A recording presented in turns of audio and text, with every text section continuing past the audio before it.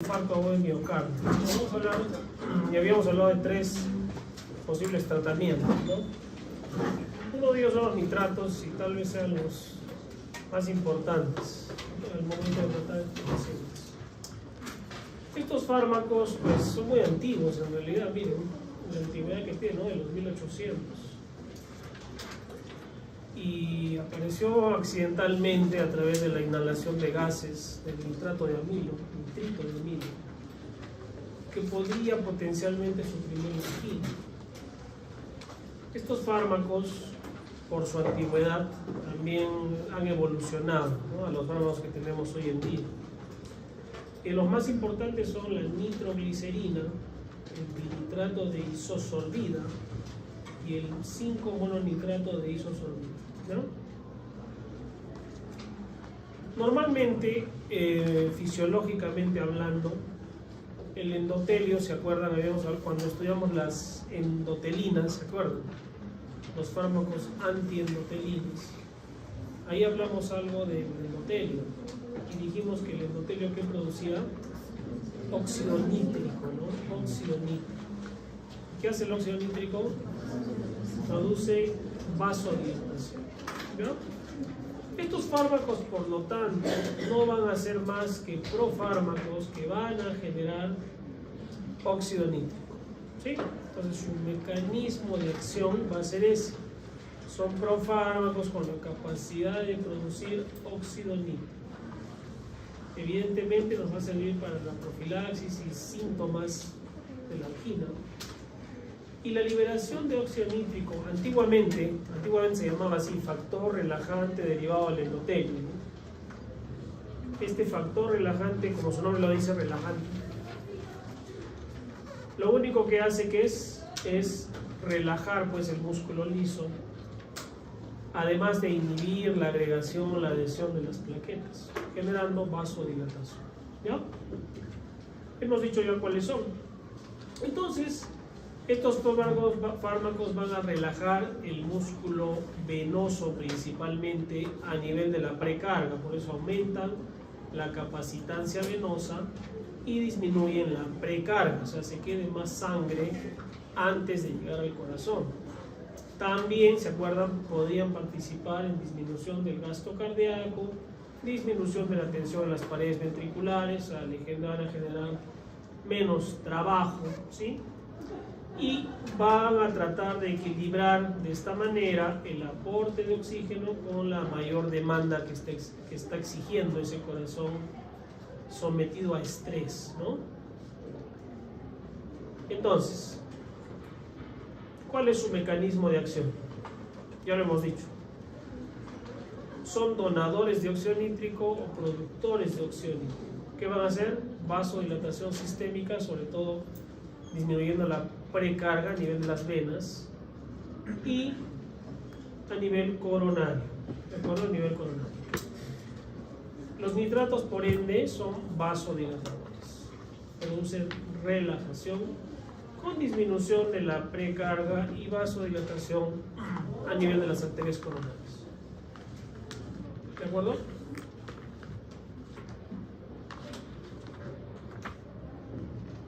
Entonces, ¿cuál es el fármaco más utilizado? La nitroglicerina. La nitroglicerina, ¿no? La nitroglicerina tiene múltiples presentaciones. Hay presentaciones orales, sublinguales, en aerosol, ¿sí? Vía tópica, hay parches de nitroglicerina. Es decir, las posibilidades de administrar nitroglicerina son variadas. Hay spray también de nitroglicerina. En nuestro país disponemos de vía oral, sublingual, en parches y en spray, ¿ya? Son las que más disponemos, ¿de acuerdo? El curso no es terapéutica, pero sí ya sabemos para qué nos va a servir, de alguna manera. El famoso isorbide, han visto seguro este fármaco, ¿no? Que se pone debajo de la lengua, el dinitrato de isosorbida. El isosorbide propiamente dicho son pues junto con la nitroglicerina los fármacos más utilizados en los pacientes con angina sintomática, ¿no? Para hacer un fármaco que se usa en emergencias, ¿no? Porque es un paciente que está con dolor o que está empezándole un infarto, ¿qué características debería tener este fármaco? Debería ser que es liposoluble, alta liposolubilidad para que atraviese las membranas, ¿no? Se absorbe por cualquier vía, por eso les decía que hay de todo tipo. Y esta rápidamente se transforma para formar óxido nítrico y producir su efecto final, ¿no? Es decir, este fármaco se ideó, se fabricó con el objetivo de tener una respuesta rápida, ¿no? Y es así, un paciente que está con dolor le pone una nitroglicerina sublingual y muchas veces le calma, ¿no? Pero si es una angina inestable no le va a calmar, ¿no? Y probablemente va a seguir. Pero tiene esa acción tan rápida que la hace útil en situaciones de emergencia, ¿no? Ustedes se acuerdan de las vías de administración, ¿no? No he dicho que hay una vía de administración intravenosa, pero una vía sublingual se asemeja, ¿no?, a una vía endovenosa, porque no va al aparato digestivo, sino se absorbe directamente a los vasos, ¿no? Entonces es de las más utilizadas. Hay spray también para administrar vía sublingual, ¿no?, que tendría el mismo efecto, ¿no? Su vida media es corta, de 1 a 4 minutos, se elimina por vía renal. ¿Y cuál es el objetivo de generar nuevos fármacos donadores de óxido nítrico? Justamente que tenga mayor biodisponibilidad.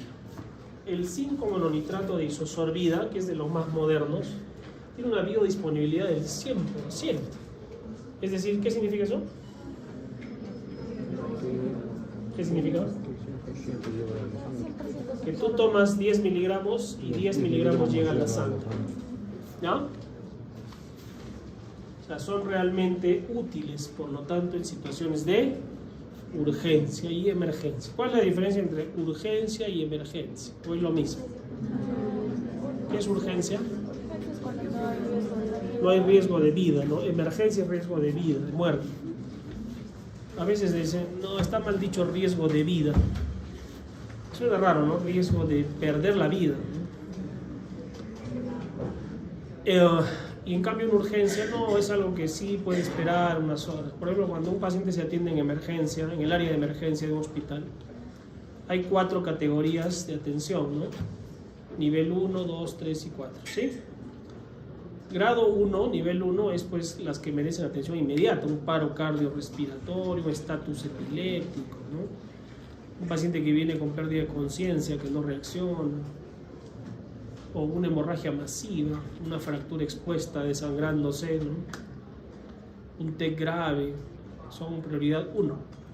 En cambio, las prioridades 2, 3 y 4 ya van disminuyendo en la necesidad de atención inmediata. Por ejemplo, va un paciente de emergencia con gripe, le duele la cabeza, tiene moco, él siente que se muere, ¿no? Pero le dice, señor, eso no es una emergencia, lo vamos a atender, pero de acá a un par de horas. Y se pone a gritar que acá uno tiene que estar muriéndose para venir.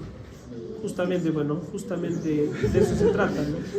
Por eso es una emergencia, ¿ya? Hay que aprender nosotros también a educarnos, ¿no? Porque, claro, la percepción de cada persona es que su emergencia es pues lo más grave, ¿no? Es pues, una mamá que viene con su hijo con fiebre. Ya es el fin del mundo. Se va a morir si no lo atienden ahora, y si no lo atienden todo es un desastre, ¿no? Pasa con frecuencia, ¿no? ¿Cuáles son las reacciones adversas de usar nitratos? ¿Cuáles son? Puede producir dolor de cabeza. ¿Por qué? Porque la vasodilatación es uno de los mecanismos fisiopatológicos de la migraña, ¿no? Puede generar frío, sí, porque vasodilata y no se genera, o al disminuir la precarga, no se genera una buena concentración de sangre en el corazón para que sea pompeado. Hipotensión, puede bajar la presión por vasodilatación, ¿no? Nitroglicerina sublingual puede servir este síndrome de Bessel-Harish, que se asocia a bradicardia e hipotensión. suele pasar con dosis mayores a las terapéuticas, ¿no? Dermatitis, náuseas, vómitos, dolor, methemoglobinemias y anemia hemolítica, cuando el paciente usa este fármaco de forma prolongada, ¿no? ¿Cuánto es prolongada? Más de 6 semanas, que no es lo usual. Estos son más fármacos de uso en situaciones agudas, ¿no? ¿Ya? Y los pacientes anginosos, pues, y que están consumiendo un fármaco por 3, 4 días, no deben suprimirse en forma brusca, sino ir disminuyendo la dosis, ¿de acuerdo?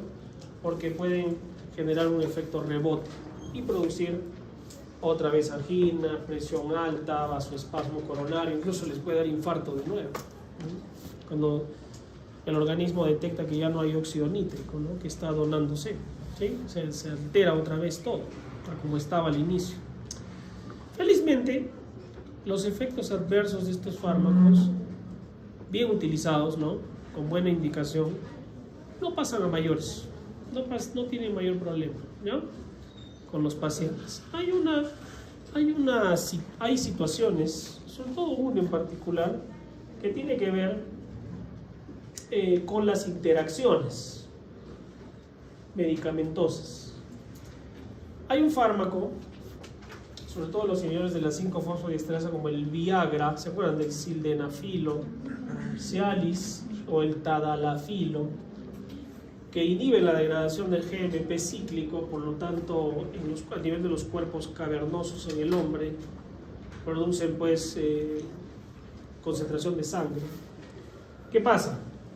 Cuando se utilizan estos fármacos y se las asocia nitroglicerina o nitratos, pueden generar ¿qué? Disminución de la presión sistólica severa, incluso shock. Y si el paciente tenía un problema coronario, no le va a llegar sangre al propio corazón y le puede dar un infarto, ¿ya? Y entonces, ¿en quién puede pasar esto? Un paciente de repente mayor, ¿no? Que esté tomando, que use sildenafil o Viagra y que a la vez le indiquen, por eso hay que preguntar siempre, ¿no? ¿Qué está tomando, qué no está tomando? Para evitar esta interacción hay que tener cuidado, ¿ya?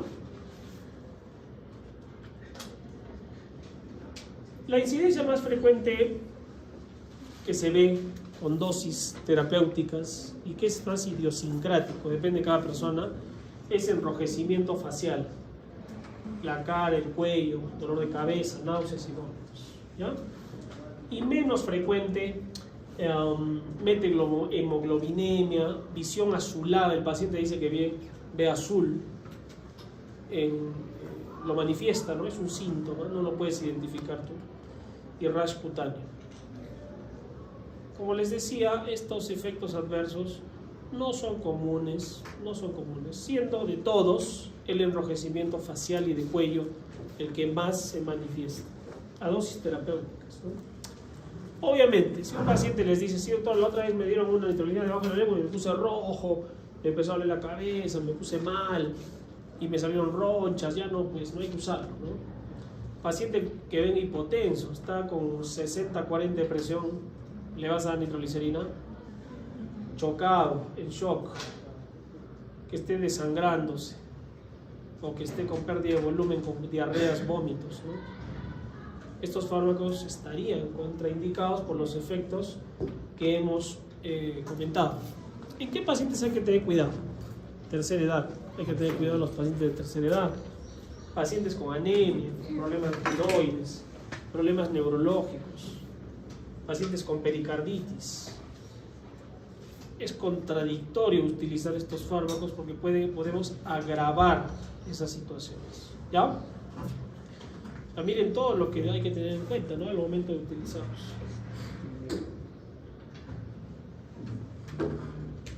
Las principales interacciones. ¿Quiénes atenúan el efecto de los nitratos, la acetilcolina, histamina, noradrenalina? Intensifican el efecto hipotensor, el alcohol, antihipertensivos, opiáceos.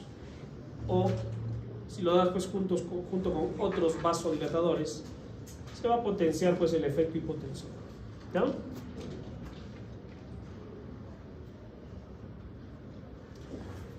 muchos de los medicamentos que hemos estudiado hasta la fecha, hemos hablado de este término, ¿no? Tolerancia. ¿Qué es tolerancia? Cuando se da un fármaco repetidas veces y ya no hace el mismo efecto con esa dosis. Y hay que utilizar mayor dosis para que funcione el fármaco. Eso es tolerancia. Los nitratos pueden generar tolerancia, ¿ya?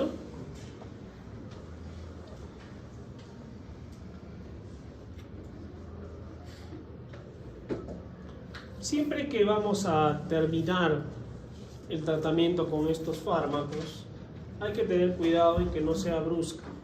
Tiene que ser paulatina. Podemos reducir en porcentajes, ¿no? 50%, luego otro 50%, hasta que ya lo quitemos completamente. Porque puede generarse un efecto rebote, ¿ya? Puede otra vez producirse un cuadro anginoso por la supresión brusca de estos fármacos. Lógicamente, en el momento que los estamos usando, tenemos que tratar la enfermedad de fondo, ¿no? ¿Qué está pasando con este paciente? Porque los nitratos al final van a curar al paciente, van a ser netamente ¿qué? Sintomáticos, ¿no? Sintomáticos. Pero si el paciente tiene una arteria obstruida, así le des 1 kilo de nitratos, vas a tener que hacer cateterismo o usar trombolisis, ¿ya? Lógicamente son fármacos útiles, pero que tienen sus límites también. Entonces, ¿cuáles son sus indicaciones? La más común que hemos dicho que tratamiento y profilaxis de la angina, ¿no? La angina estable, la angina inestable. En insuficiencia cardíaca se usa también para reducir la precarga, ¿no? Y en infarto agudo de miocardio, ¿ya? Hay nitroglicerina por todas las vías, ¿eh? Existe para todas las vías. Es uno de los fármacos que existe por todo lado, puede usarse. Hay otras indicaciones como control de hipertensión, hay nitroglicerina intravenosa, ¿no? No es lo que estamos hablando, o sea, no vamos a usar nitroglicerina intravenosa para calmar la angina, ¿no? Son sublinguales principalmente, o vía oral. Hipertensión arterial, hipertensión pulmonar, pacientes con angina de pecho recurrente o ya que estén con infarto agudo de miocardio, podemos utilizar nitroglicerina intravenosa, ¿ya? Felizmente no es su uso en primera instancia, no vamos a usar más sublingual. La vía sublingual es de las más utilizadas. Preguntas de los nitratos. A ver, dime un nitrato. Un nitrato. La nitroglicerina. ¿Otro? Isosorbide. Isosorbide es el nombre de marca. Es dinitrato de isosorbida, ¿no? O isosorbide también. ¿Cuál es su mecanismo de acción? Es óxido nítrico. ¿Y qué hace el óxido nítrico? Pero hace dos cosas: relaja el músculo liso, principalmente venoso, aumenta la capacitancia venosa, y eso ¿qué hace? Disminuye la precarga, pero también produce vasodilatación coronaria, ¿no? Un caso clínico les puedo poner, ¿no? Paciente de 70 años, es ingresado a emergencia con dolor torácico severo y disneo. Le tomamos un electrocardiograma y es un infarto agudo de miocardio. ¿Qué pasó con el paciente?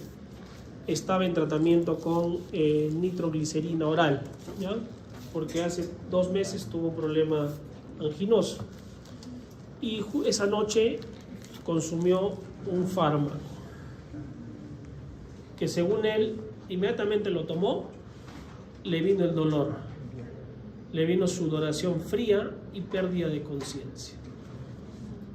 Lo más probable es que ese fármaco tiene como mecanismo de acción el siguiente: A, produce óxido nítrico. B, es un inhibidor de la 5-fosfodiesterasa. C, es un bloqueador de los canales de calcio. O C, es un bloqueador de los receptores beta 1. B. La atrás. ¿Cuál es? ¿Cómo se llama ese fármaco? son varios, ¿no? Pero el más usado es el Viagra, ¿no? El sildenafilo. ¿Cómo se descubrió el sildenafilo? Fue curioso.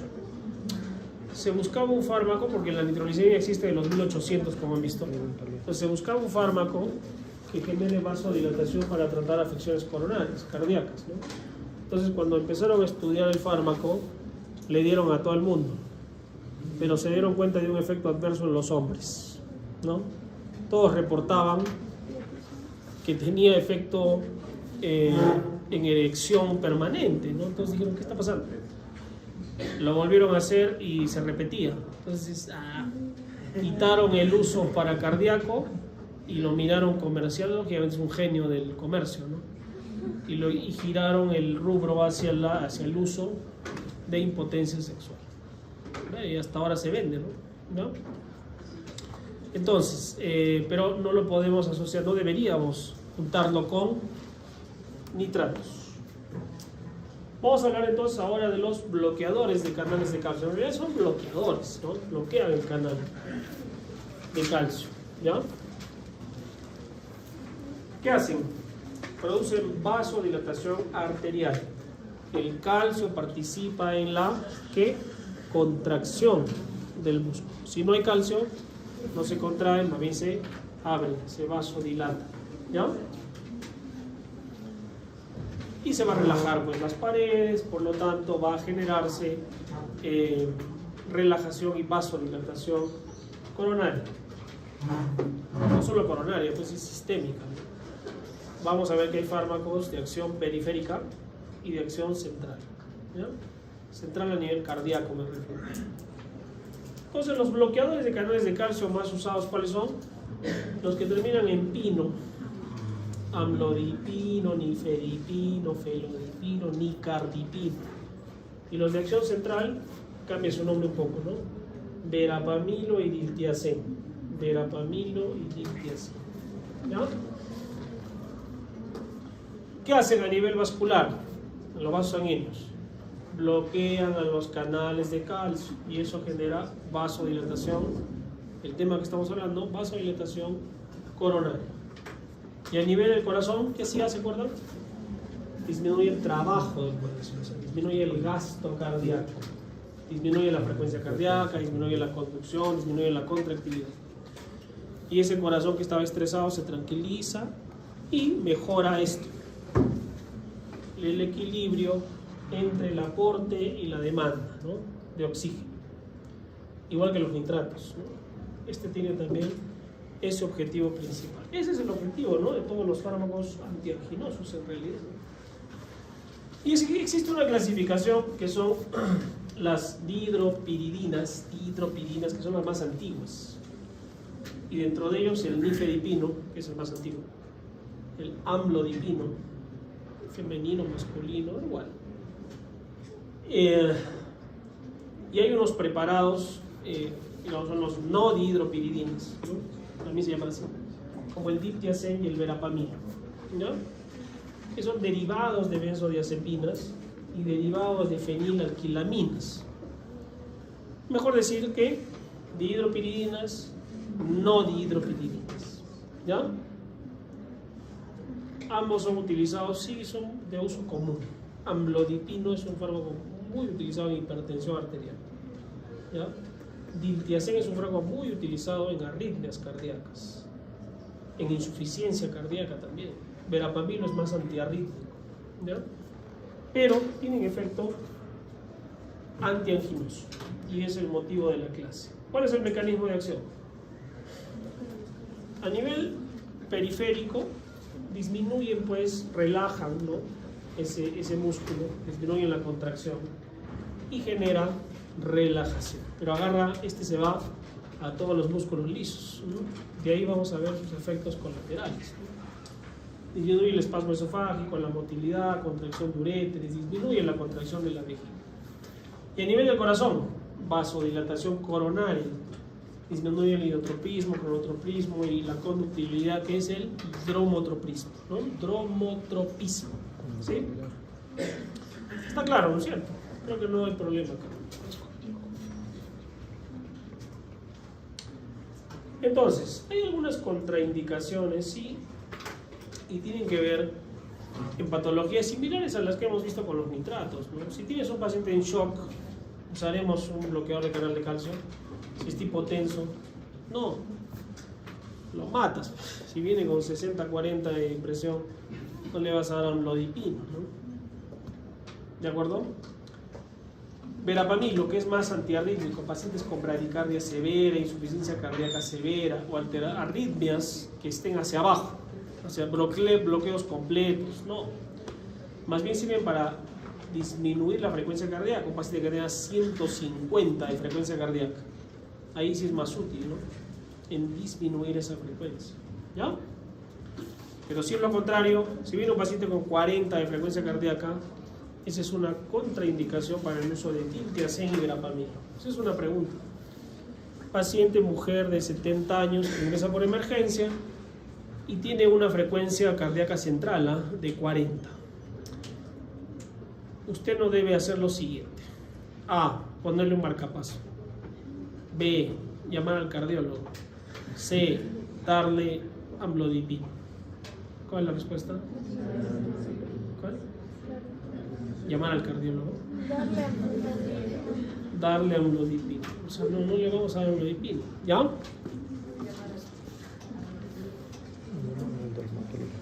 Entonces, díganme un bloqueador de canal de calcio dihidropiridina. Amlodipina. Amlodipina. Otro, nifedipina, nicardipina. Son los más usados. ¿Cuál es su mecanismo de acción? Bloquean canales de calcio. ¿Y eso qué tiene que ver? Se produce relajación. Porque el calcio, ¿se acuerdan del calcio, del potencial de acción cardíaco, ¿no? Del ciclo cardíaco, ¿no? La célula cardíaca nunca llega a reposo, ¿no? Nunca llega a reposo, porque es una célula que está siempre excitada, ¿no? Igual que las neuronas. ¿Cuánto es el potencial de acción cardíaco en milivoltios? Menos 90 milivoltios. Entonces hay una fase 1, ¿no?, de entrada de sodio, pero hay una fase 2 de entrada de calcio, que es donde se produce el efecto inotrópico, la contracción cardíaca. Se bloquea entonces ese canal de calcio, no entra calcio, y ese corazón se tranquiliza, disminuye el gasto cardíaco. Pero también, que disminuyan estos fármacos, no solo la contracción, sino que más, la frecuencia cardíaca y la conducción. Por eso también son antiarrítmicos. Entonces, si yo les digo disminuye el inotropismo, ¿qué significa? La fuerza de contracción. Disminuye el cronotropismo. La frecuencia cardíaca. La frecuencia. Dromotropismo. La conducción. ¿De acuerdo? Y a nivel periférico, ¿qué hace? Relajación. Relaja las arterias. Por eso se sirven también como antihipertensivos. ¿Ya? Dentro de las no dihidropiridinas hay dos principales. ¿Cuáles son? Diltiazem y verapamil. Ambos son útiles ¿en qué? Insuficiencia cardíaca, en angina también, obviamente. Pero también son antiarrítmicos, pero en arritmias hacia arriba, donde hay taquicardia, ¿no? Si viene un paciente con 40, no le den pues un bloqueador de canal de calcio, ¿ya? Es una contraindicación. Hay un efecto adverso de los bloqueadores de canales de calcio, sobre todo el amlodipino, que todos los pacientes se quejan, que es que pueden producir edema por la vasodilatación que produce, edema en miembros inferiores. Entonces, ¿cuál es la solución? ¿Asociarle un diurético? No, que lo tome en la noche. Entonces en la noche está echadito el paciente y no se genera tanto edema porque no está haciendo actividad, ¿no? De preferencia, entonces estos fármacos vamos a darlos de noche, en el caso de hipertensión arterial. En el caso del efecto antianginoso, la verdad su utilización va a depender del grado de angina del paciente, aunque los de elección son los nitratos, ¿no? Se le puede asociar un bloqueador de calcio a un nitrato para incrementar el efecto antianginoso, ¿ya? Pero los antianginosos son de primera elección, eso hay que tenerlo a la mano, ¿ya? Una contraindicación de un bloqueador de canal de calcio. ¿Ah? Bradicardia severa, shock, hipotensión, insuficiencia cardíaca grave. El paciente viene todo hinchado y cuando te tomas la presión y tiene 70, 50. No vas a usar un bloqueador de canal de calcio, ¿no? ¿De acuerdo? Muy bien. Preguntas de los bloqueadores de canales de calcio.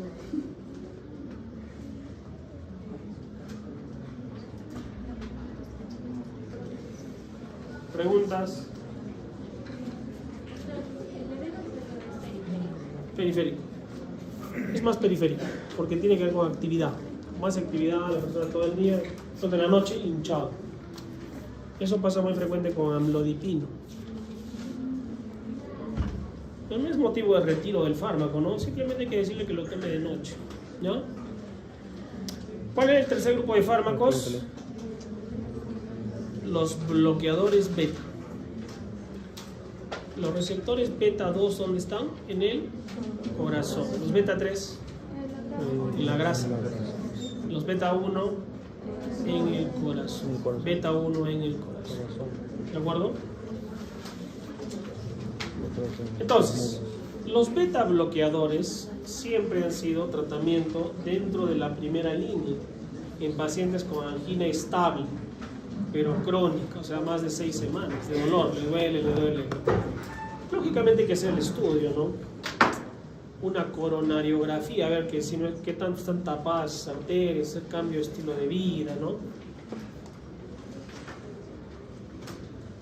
Estos fármacos entonces, ¿qué hacen? Alivian los síntomas, reducen la gravedad, disminuyen la presencia de alquilo. O sea, no son fármacos de uso agudo, ¿sí?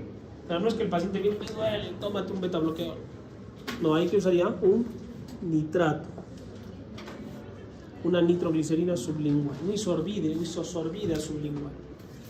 Pero los beta bloqueadores ya son para la continuación del tratamiento, ¿de acuerdo?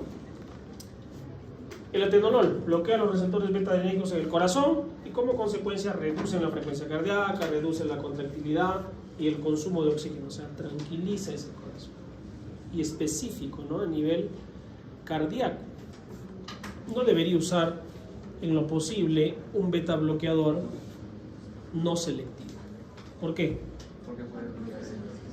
Porque voy a generar broncoconstricción, ¿no? Y puedo tener otro problema. Así es que si estás hablando de un problema cardíaco, usemos pues un fármaco selectivo cardíaco, ¿no? Casi siempre los no selectivos están quedando cuando hay situaciones donde predomina el sistema simpático y en forma severa. Por ejemplo, ¿qué paciente, qué enfermedad hace que predomine mucho el sistema simpático? Y hay que tranquilizarlo el sistema simpático. Necesito un beta bloqueador que agarre todo el sistema. O sea, uno selectivo. A ver, piensen en hipertiroidismo. Sobre todo en la tormenta tiroidea. Tirotoxicosis. Ese paciente está alterado. Se quiere levantar, se sienta, se sale, regresa. Está temblando, caliente, ¿no? Es típico de la tirotoxicosis y ahí es todo su sistema adrenal que está pues elevado, ¿no? Acelerado. Ahí se usa propranolol, ¿no? Ese es el mejor frente a cualquier problema de este tipo. Estos los hemos tratado, ¿se acuerdan, no? Ya se olvidaron. Entonces, los betabloqueadores selectivos principalmente van a ser los utilizados como el atenolol, metoprolol, ¿se acuerdan? El bisoprolol, ¿no? Doctor, pero estoy en el Miserum y no hay nada, solo hay propranolol. ¿Qué hago? De caballeros, ¿no? ¿Pero qué le hace preguntar al paciente? Señora, es asmática. Examina los pulmones. Está limpio, no tiene antecedentes de asma. Bueno, podríamos usar, ¿no? Pero es de segunda línea. Primero voy a usar pues los selectivos. ¿Qué hacen entonces estos fármacos? Principalmente el bloqueo beta 1 a nivel cardíaco. para disminuir el gasto cardíaco, la frecuencia cardíaca, disminuir la contractilidad. Es decir, ese corazón va a disminuir su demanda, ¿no? Ya no va a estar más tranquilo, ya no va a necesitar tanto oxígeno. Pero también estos fármacos tenían un efecto sobre los alfa, sobre los receptores alfa a nivel vascular y la secreción de óxido nítrico, indirectamente, aunque es chiquito ese efecto. Pero podría producir aumento en el aporte de oxígeno. ¿Ya? La pregunta va a ser en un examen o cuando les preguntéis más relacionados a los receptores beta 1. ¿Ya? A los receptores beta 1. El uso de beta bloqueadores y inhibidores.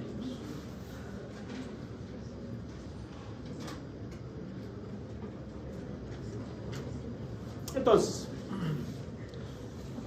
hay preparados orales, no hay sublinguales.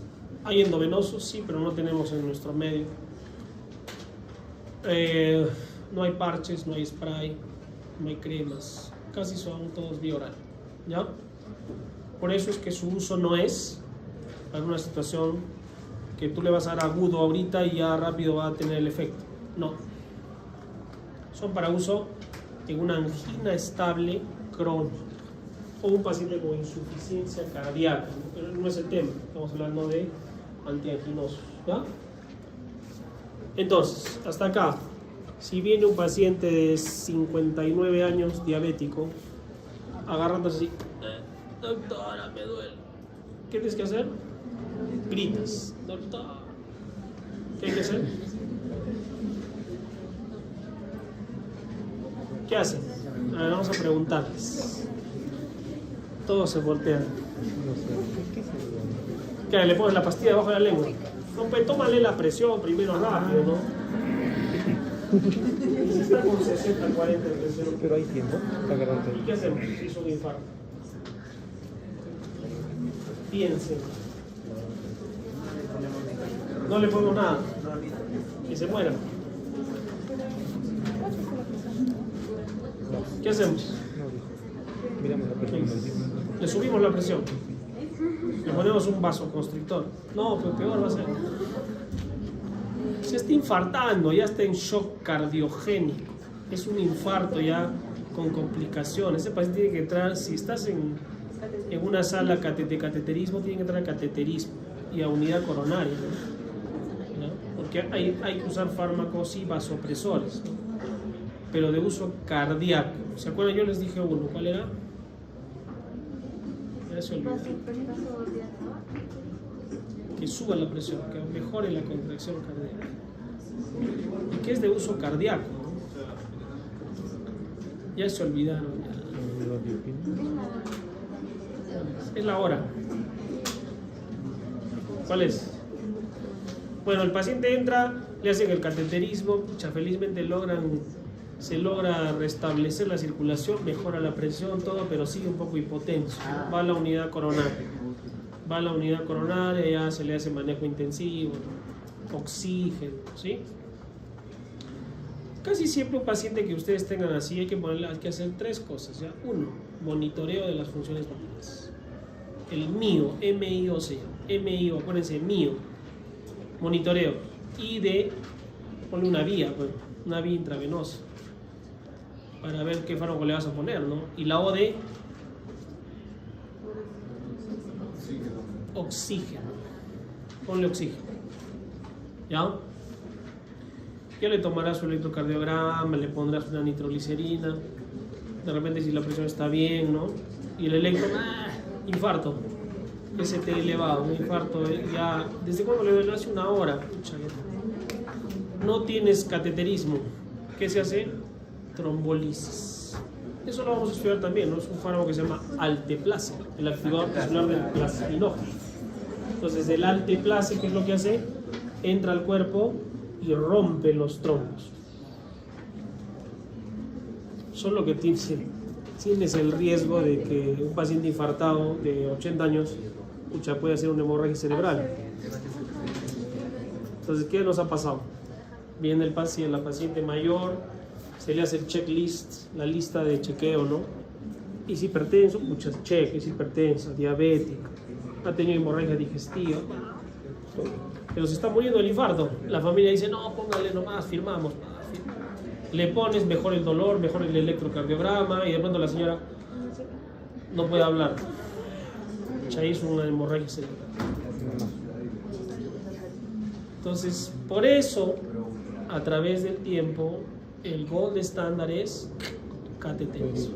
Pero, doctor, una pregunta. ¿Por qué la alteplasia tiene como efecto adverso hemorragia? Sangrado.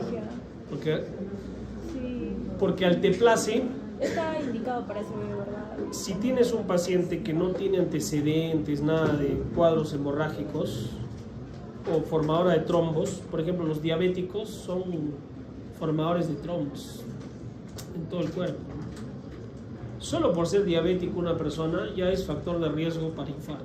¿Por las lesiones endoteliales? Así es, hay lesión endotelial mínima. Entonces, ¿qué pasa? Las arterias de los diabéticos tienen lesiones, ya se fueron coagulitos. Viene alteplase, ¡fua!, lo abre todo. Sangre. Ese es el problema. Porque si el paciente no es diabético. Y si el paciente no es diabético. Si el paciente no es diabético, no es hipertenso, no fuma, no es obeso, no es sedentario, pucha, difícil, ¿no? Pero si no tiene ningún factor de riesgo, solo la edad es un factor de riesgo cardiovascular, ¿no? ¿Cuál es el corte? 55. Más de 55, acuérdense las manos, 2 manos. 5 ya es factor de riesgo cardiovascular, ¿no? Sus posibilidades aumentan, claro. De supervivencia, claro, hemos tenido full pacientes que se han salvado con trombolisis. O sea, no digo que la trombolisis es mala, es buena. Imagínense, si no tienes, ¿qué vas a hacer? Tienes que hacer trombolisis, ¿no? ¿Dónde más se usa trombolisis? Trombolisis, ahí viene el nombre, ¿no? No se ve. Viene un paciente con ACV, el señor que tiene 80 años y de pronto la hija se dio cuenta, estaba comiendo y de pronto se quedó ahí. Y papá, y lo nota que estaba así, y no podía hablar. Y lo levantan y no mueve este brazo. Todo este lado derecho no lo mueve. Se asustan, lo llevan a emergencia rápido. Y felizmente si llega rápido, sí, pues, ¿no? Pero ahí es peor. El cerebro no aguanta más de 3 horas. 3 horas es el corte. No hay que 6 horas. Porque en corazón hasta 12 horas se puede hacer trombolisis. Pero el cerebro no.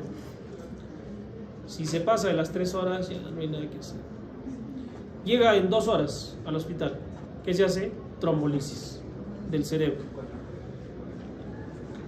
Con el mismo fármaco, solo que otras dosis, otro protocolo. Ahí no es que vas a entrar con un catéter al cerebro a sacar el trombo, no. Eso es para el corazón. Cateterismo cardíaco es el gold estándar. Es más, se dice de que hay tiempo. Si ustedes revisan los protocolos, dice desde que el paciente llega y ya tú diagnosticas infarto hasta que pase la puerta del cateterismo no debe pasar más de 5 minutos. Y eso es pues en Estados Unidos, en otras realidades. Acá le dice, señora, ¿tiene CIS? Vaya a sacar su CIS.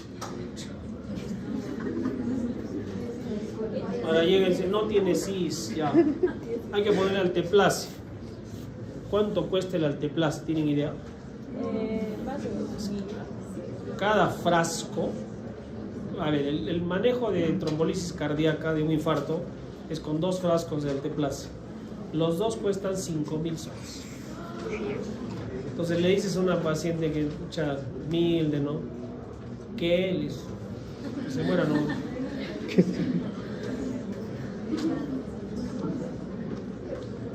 Entonces cuesta, ¿no? Realmente. Si ya les he dicho cuánto cuesta un cateterismo, ¿no? Entonces estamos hablando de cifras terribles.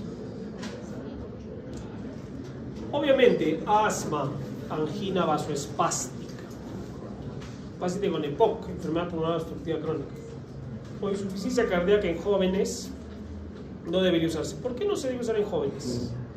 Porque como son bloqueadores del sistema adrenérgico, pueden producir trastornos como la impotencia sexual en jóvenes, ¿ya?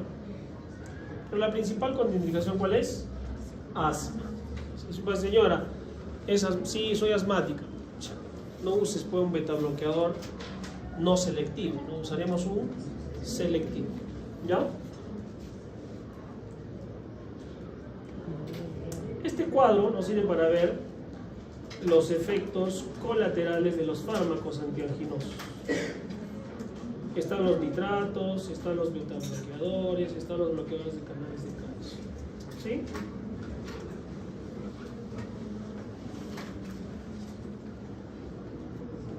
El único que tiene que ver con el pulmón son los betabloqueadores, ¿no? Y los más hipotensores son los nitratos y los bloqueadores de canales de calcio. No más que los betabloqueadores no son dosis altas que se usan tampoco.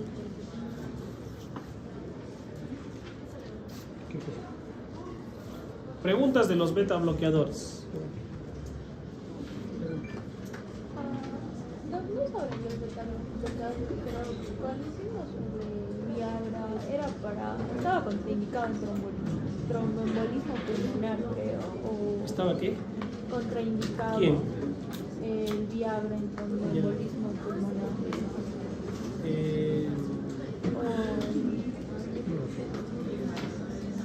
A ver, ponme un ejemplo. O sea, cuando hicimos esa clase, usted creo que dijo que estaba indicado en tromboembolismo. Ya, pero ¿cómo, ¿en qué situación un paciente con tromboembolismo pulmonar tomaría Viagra?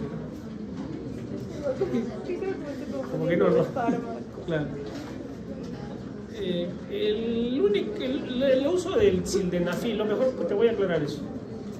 El sildenafilo, que es un inhibidor de la 5-fosfodiesterasa y al final producen vasodilatación a nivel de los cuerpos cavernosos, tiene dos usos. El primero, el más común, es para impotencia, pero el segundo se puede usar en hipertensión pulmonar. Hipertensión pulmonar sí se usa, ¿ya? No es muy costoso, funciona, ¿no? Pero yo les expliqué, hablamos de fármacos específicos para hipertensión pulmonar, ¿no? Primaria, incluso hasta la secundaria. ¿Cuáles eran? Ya se olvida. Un fármaco para la hipertensión pulmonar primaria.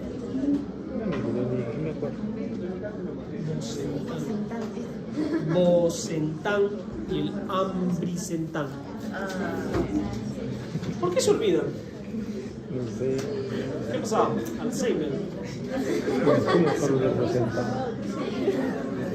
Alzheimer tenía yo, no ustedes. Después de... Juvenil. Nuevo cuadro, nuevo síndrome. Entonces, ¿qué van a hacer todo lo que hemos estudiado? Van a hacer alivio de la sintomatología, prevención de los episodios de isquemia, disminuye la frecuencia. Obviamente mejorará la calidad de vida, disminuirá los riesgos de infarto y muerte del mundo coronario. ¿Han visto las noticias? Ayer ha habido Copa Libertadores. ¿Han visto? No, ustedes no ven, pues ustedes son estudiantes de medicina. No tengo televisión. No, ni en la tele, ahí en el Facebook. Y un jugador de 27 años, 27 años de fútbol del Nacional de Uruguay, han estado jugando Copa Libertadores y le ha dado un infarto. Futbolista profesional, ¿no? ¿Qué pasó? ¿Qué pasó? Mayor gasto corriente de Y seguro es un corazón. Escuchen. Si ahorita lo traemos acá a Paolo Guerrero. Paolo Guerrero, ¿lo han visto alguna vez a Paolo Guerrero alguien en vivo? Mide 1,92 m más o menos, es grandazo. Todos. Y si le sacamos su corazón, lo sacamos, es un corazón hipertrofiado, musculoso, delgado, ¿no? Es pura fibra, ¿no?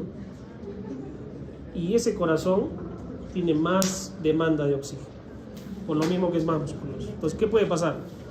Un futbolista profesional, en un excesivo ejercicio, ese corazón está 150 latidos, está ¿sí? O sea, hay más demanda. Y si en una de esas no le da el aporte de oxígeno, se infarta. Es lo que ha pasado. Entonces, no es bueno hacer ejercicio. Tengo un amigo cardiólogo, es gordito, pues.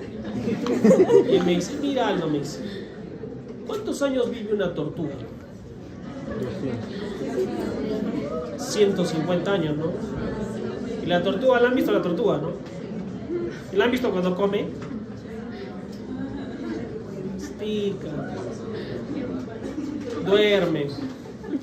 En cambio me dice, una liebre, todo el día está corriendo, un conejo, come, no duerme, todo el día está fregado. ¿Cuántos años vive un conejo? ¿Cuántos años vive un conejo?